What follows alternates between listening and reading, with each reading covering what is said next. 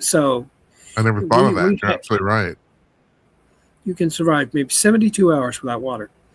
Yeah. If we effectively destroy enough of their water capacity, then they are in an existentially unsupportable position. So, but the question is, will President Trump go that far? And if they indicate that if they still keep shouting death to America and keep making clear that they are not going to surrender or accommodate us in any way, well, then, if they still seem to be intent on getting a nuclear weapon no matter what, well, then, they leave us no choice.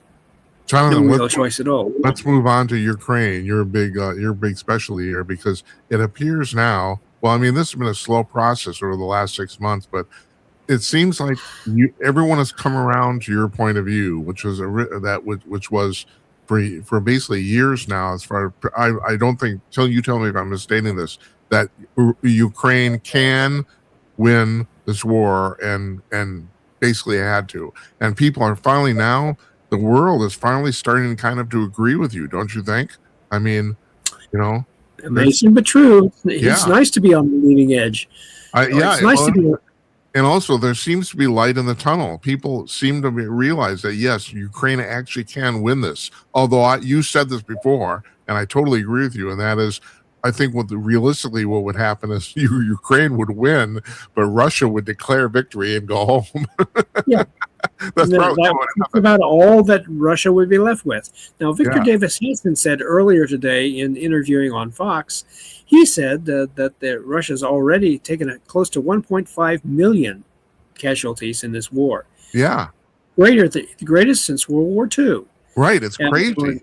Yeah. And they just, Putin knows he cannot win. He cannot win, but he cannot afford to lose. So he's caught in what the Germans call Zugzwang, forced move. It's a term in the game of chess. You've got Zugzwang is when you've only got one move, and that move is going to lead to your checkmate, but you have to make it. Right.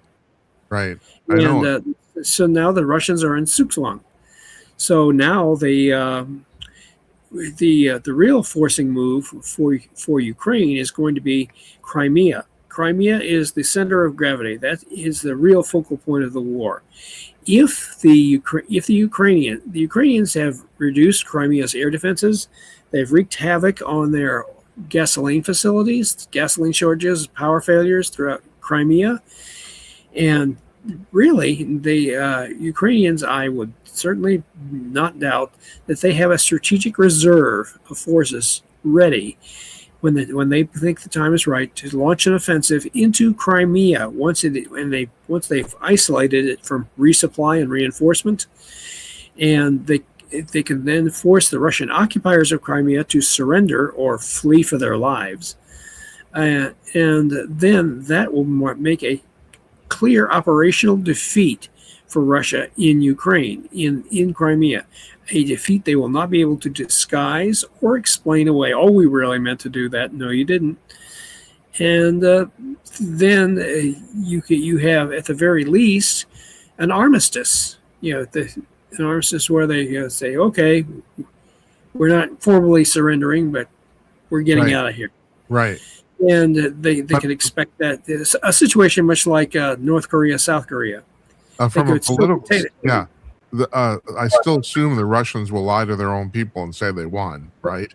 Well, of course. Yeah. If Putin wants to survive, but I don't think anybody's going to believe him. Right. Yeah, it's like, that's a strange situation over there. And I don't even know, how old is he? About 70, 84, 86, something like that? He's in his 70s. He's a few years older than me. Yeah. Not quite with one foot in the grave, but getting closer. Yeah, but you're smarter than him, but he does have more money than you. That's true. Because he stole it all. Yeah, that's right. He has a command economy. He says, it's totally mine because I say so. Oh, God. Really. So I told you I was going to give you a few minutes here to talk about anything you want to talk about. What do you want to talk about? Well, what really intrigues me is the latest decision by the Supreme Court to overturn a 91-year precedent, which in effect gives President Trump the authority to fire anyone within his executive branch. Used to be there's this thing that shielded a lot of these Washington bureaucrats from being fired, Right. and that created what we refer to as the deep state. Now, President Trump has been given the ability to fire those people, and he may well take advantage of it. Now, here's where it gets really interesting. Right now, we have the problem with the national debt. The current national debt in the United States, think of the national debt as a national credit card with no limit and no repayment time. Yeah. We've been going hog wild with this over the past several decades, since really 1971. But now, with the national debt accelerating out of control and the national debt interest rate on the national debt getting larger, here's where President Trump has been given a key weapon. If he can manage to effect an annual cost savings of $1 trillion or greater, if it's $1 trillion, he basically arrests the problem. He keeps it from getting worse, but it doesn't get any better. But if he can exceed that annual cost savings by over $1 trillion, he can, and he could do it by reducing the size of the bureaucracy, the former so-called deep state. He could fire, many employees in the deep state and effect significant annual cost savings. He could do what Doge could not do. Doge did not have the authority to fire, to really fire. But now President Trump has that ability. And if he takes advantage of that, if he gets greater than the interest rate on the national debt and starts paying it off, paying off a maxed out credit card, the minimum required payments become smaller and smaller. The whole national debt problem goes into reverse. So I don't know if you know this. I had Murray Sabrin, the economist, on Monday, and we were talking about this. And first of all, a little statistics just to remind people: the national debt is $40 trillion, and like you said, I didn't know this, but Murray brought this up during the discussion. During the Reagan administration, it was $1 trillion. That was 40 years ago, and people were appalled. And now the interest on the national debt and the annual is $1 trillion. That's right. And it's unbelievable.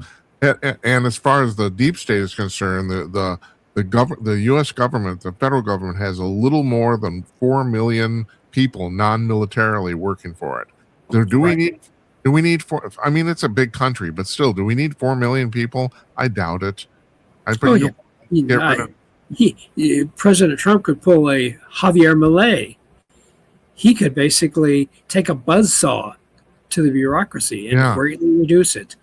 And thus, by reducing regulation, reducing the overhead, he could, in effect, stimulate economic growth and effect great cost savings. And if he does that, if he manages to kick the national debt problem into reverse by achieving those kinds of cost savings, he gets my vote for Mount Rushmore. Yeah, and the thing is, and you're talking about Milei, the interesting thing about Milei is when he started that, when he first went into office and said, I'm going to do this, there are so many people who said, well, it's the death of the country. You're going to destroy the country. It was the exact opposite. They went from being almost bankrupt to a thriving economy in way less than 2 years. It was almost instantaneous. Unbelievable. It's a perfect example, and it shows President Trump the opportunity that he has now that the Supreme Court has effectively given him this power. Although you have to be careful, because you remember what Lord Acton once said: power corrupts. Absolute power tends to corrupt absolutely. Absolutely, right. Yeah. And you have to keep your fingers crossed and pray that President Trump does not become so irretrievably corrupted. It's like being given the one ring of power from the Lord of the Rings. It says, can you wield the ring without becoming irretrievably corrupt? Yeah. And we would see. But now he's being shown the power. The Supreme Court has given him the power. Now we see if he can actually pull it off. And he could do so without resorting to my draconian solution for addressing the Social Security problem and potentially transforming it into an instrument for reducing the national debt. Recall that the Social Security, when it was instituted back in 1936, the eligibility age was established at 62. And The life expectancy back then was 59. Oh, I thought it was 61, but that's close No, enough. no, no. 59 59, in right. 1936. Oh, you Essentially, know something? Hold it. You need to emphasize this. That was, let me see, that was 90 years ago. Yes, the average lifespan of an American was 59 years old, and now it's like, well, for people who live it's over 79. It's it's 79. 79, and I think if you live over the age of 21, it's like 85 or 86. I think something like that. It's ridiculous. I mean, Yeah. it's like, yeah.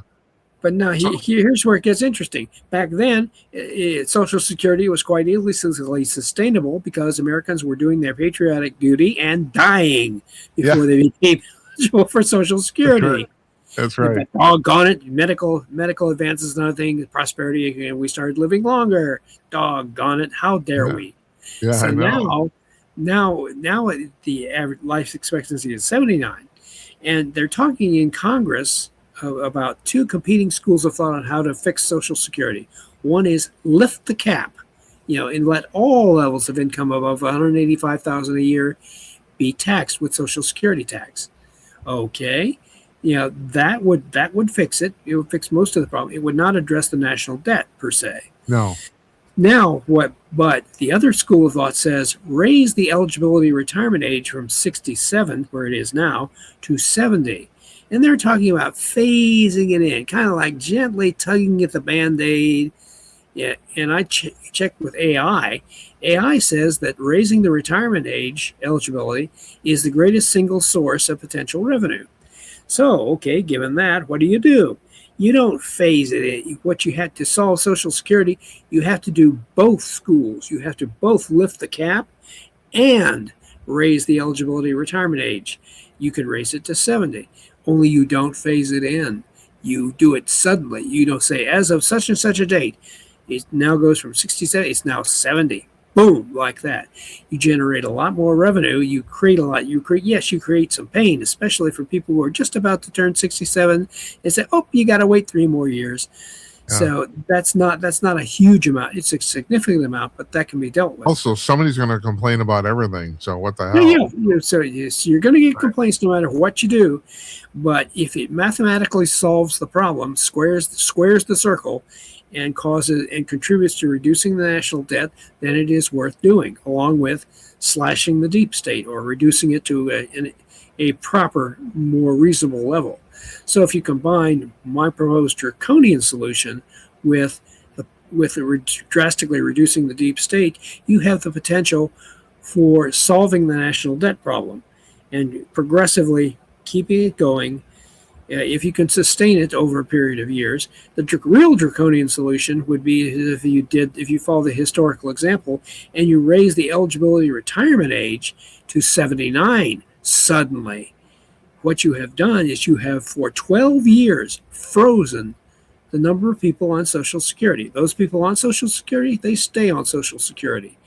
But for 12 years, no one would be eligible for Social Security. Right. And all those people on Social Security, they would contribute to solving the problem through a natural process we know as death.